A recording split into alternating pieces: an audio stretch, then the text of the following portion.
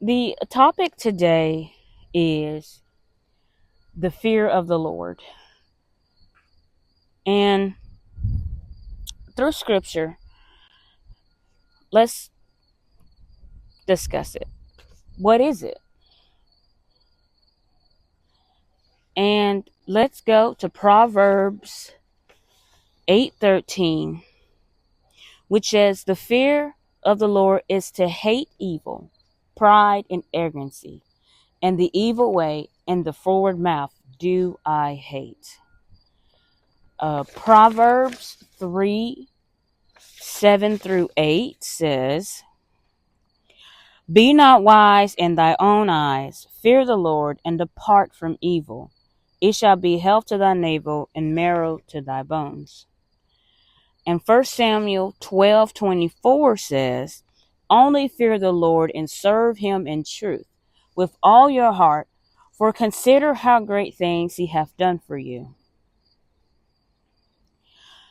So, to sum all that up, I would say that the fear of the Lord is doing what his word says, doing his will, doing what he has asked you to do, because it has obviously been stated in these scriptures that we are to hate evil, pride, and arrogancy, abhor it, if you will, turn away from it. And some in the scriptures, I forget where it is, but in the scripture it actually says, turn away, don't go, do not give in to it.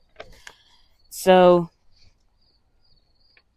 the fear of the Lord is, don't give in to evil, fear, and the things that are not of God, and follow God with your whole heart, with everything you got, and do what he says in his word. So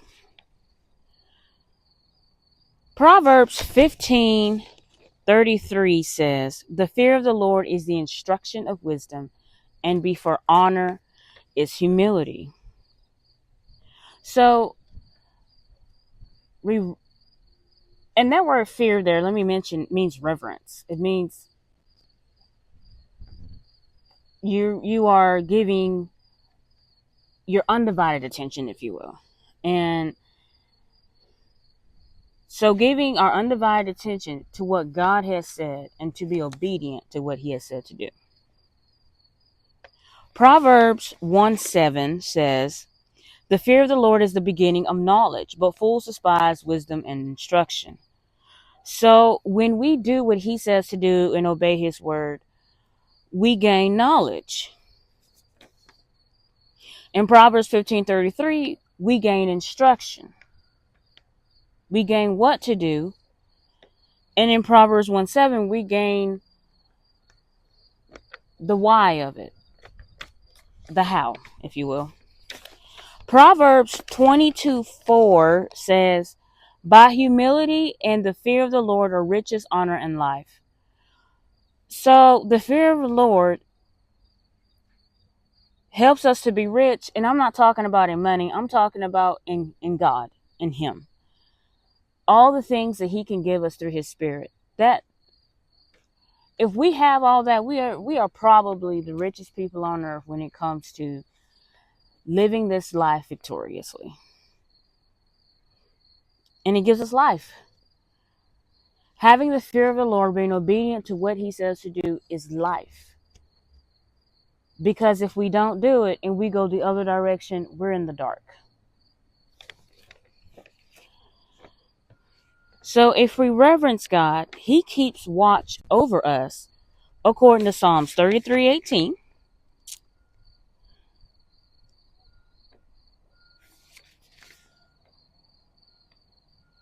"Behold, the eye of the Lord is upon them that fear him, upon them that hope in his mercy." So his ways, his instruction, his knowledge, all of that helps keep watch on us so that we can stay where we need to be and get where we need to go through God. Now, fear of man brings a trap, but the fear of the Lord keeps us safe. Proverbs 29:25. The fear of man brings a snare, but whoso putteth his trust in the Lord shall be safe. So trusting in the Lord means that when he says something, we believe it and we're going to do it, whatever that may be. Just like if you trust your parents or whatever, or your husband or your wife or best friend, you trust them. So if they say something, you'll be like, oh, really? And you're going to give your undivided attention. You're going to pay attention. If they tell you to do something, you might actually do it. So we need to trust the Lord like that. We do. We need to trust the Lord like that.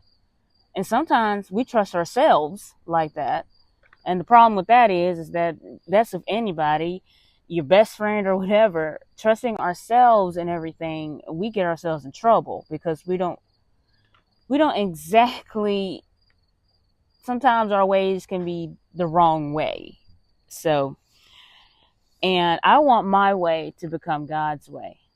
So if my way can become God's way, then I'll be in the right way at all times. So the Lord keeps us safe if we follow him. Now, there is another type of fear I need to mention, and I believe it's more of an emotion.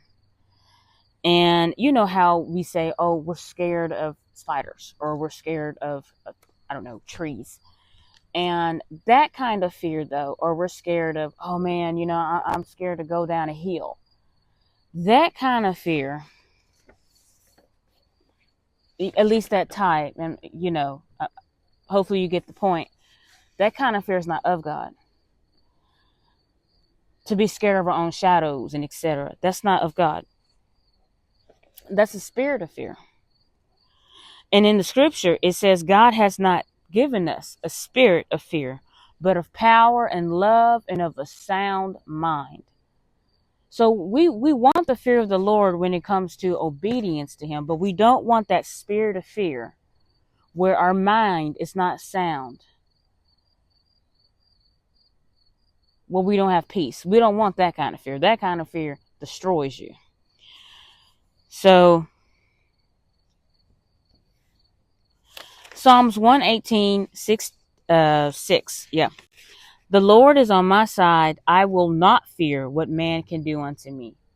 And in the midst of that same fear, we can fear people. Fear what they may do, fear what they might say. Like if you know to do one thing and they say, oh, if you don't do this, I'm going to do A, B, C. We can fear them and not do what's right. That's not of God either. So this scripture clearly puts, we should not fear man.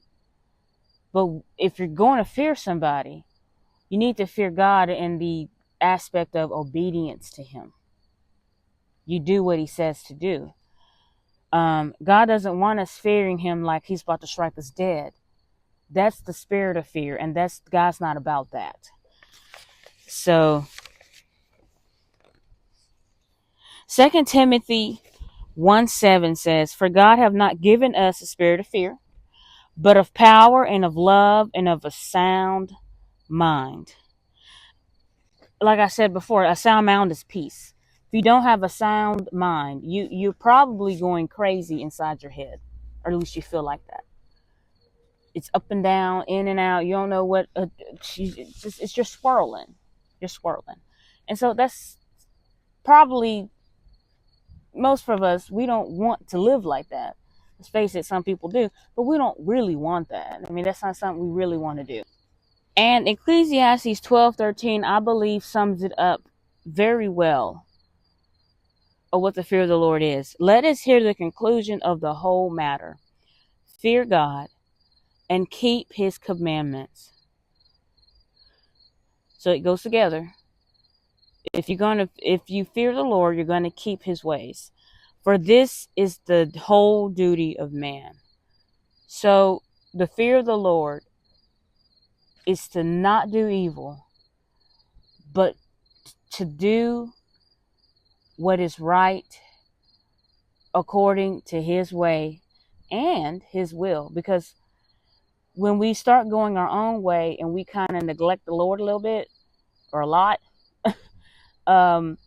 we're getting on the will of the Lord here, because that's not what God wanted. And then we kind of wonder why we're miserable. Well, we're miserable because we're not in the right spot, or we're not in the spot that gives us peace, where we could be, but we got off track doing whatever we were doing. And I've been guilty of that on a personal level, because we all have our own. We have plans, And so with these plans, though, we kind of like, oh, well, let me just, and sometimes our plans isn't what God planned. And God's like, well, you could do your plan, but your plan will end up messed up and you're not going to like it. So God tries to get us to not do our plan that's going to mess us up and just do it the other way. And trust me, over time, I've learned it saves a lot of time, like it saves a lot of trouble. It saves a lot of heartache. Just doing it the way that God intended. Instead of thinking that I knew better and not really consulting the King of Kings and Lord of Lords. I have put him as King of Kings and Lord of Lords in my life. He's the lead. I've done my own way and it doesn't work. So Jesus is the way. So I just encourage you today to have the fear of the Lord, which is the reverence and obedience to what he has told you to do, and to abhor evil and to do good, according to his word. That fear of the Lord will keep you safe, have a sound mind, and more. So the Lord bless you all, and I pray that you get something from this. And,